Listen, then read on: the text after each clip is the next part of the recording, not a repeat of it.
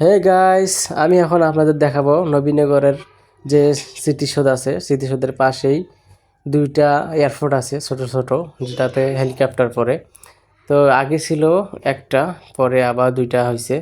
আমি যখন অনেক আগে একবার আসছিলাম তখন আমি একটাই দেখছি। তো এত সুন্দর পরিবেশ ছিল না। তো এখন আসলাম, দেখি অনেক সুন্দর পরিবেশ। তো আপনাদের দেখাবো, চলুন আপনারা সবাই। এই সেই জায়গাটা, এই জায়গায় আমি অনেক আগে আসছিলাম, আপনাদেরকে আমি আগে বলছি। তো এখানে আমি বহুদিন ধরে আসি না। তো এখানে অনেক আগে একবার আসছিলাম। তো সেখন আমি বিবাহ করিনি। তো এখন আসছি আমার মেয়েকে নিয়ে। এই যে আমার মেয়ে, ওকে নিয়ে ঘুরতে আসছি। তো এখানে আমার বোন জামাই আছে, বোনও আছে সাথে। তো এই এয়ারপোর্টটা অনেক আগের। তো পাশেই একটা এয়ারপোর্ট আছে। এই এয়ারপোর্টটা হচ্ছে আপনার অনেক কয়েকদিন হয়েছে আর কি, কয়েকদিন আগে তৈরি হয়েছে। তো এটা হচ্ছে পুরোনো এয়ারপোর্ট। তো এখানে অনেক রোদের কারণে কেউ আসতেছে না। তো আমাকে তো আসতেই হবে, দেখাতেই হবে। তো আমি এখন আপনাদের সাথে কথা বলবো সামন পাশ দিয়ে, আপনারা শুনুন। তো আমি যে জায়গাটা আছি এটা হচ্ছে পুরনো এয়ারপোর্ট।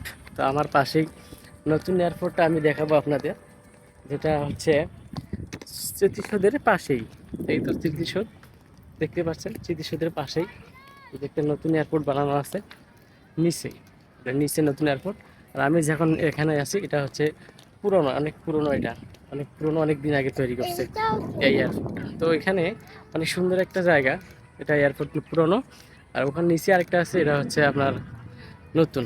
তো আমি আপনাদের পুরনোটাও দেখাচ্ছি, নতুনটাও দেখাচ্ছি। এই যে নিচে, এখানে হচ্ছে নিচে নিচে হচ্ছে এই যে আপনার কি বলে পুরনো, নতুনটা। এটা হচ্ছে নিচে নতুনটা, ওখানে যাবো না, ওখানে রোদ অনেক। এটা হচ্ছে নতুনটা, এই নতুনটা কিছুদিন আগে তৈরি করছে। তো সব মিলে এখানে আজকে আসলাম, তো আমার অনেক ভালো লাগলো জায়গাটা। তো এখানে কয়েকটা ছবি তুলবো। তো বন্ধুরা, আরও অনেক কিছু দেখতে পারবেন, পাশেই থাকেন। ধন্যবাদ সবাইকে। বন্ধুরা, এই হচ্ছে এয়ারপোর্টের মিডল পয়েন্ট। এখানেই সেই কাঙ্ক্ষিত হেলিকপ্টারগুলো যে আছে তারা এখানেই নামে। এইটা হচ্ছে এয়ারপোর্ট, পুরোটা এয়ারপোর্ট।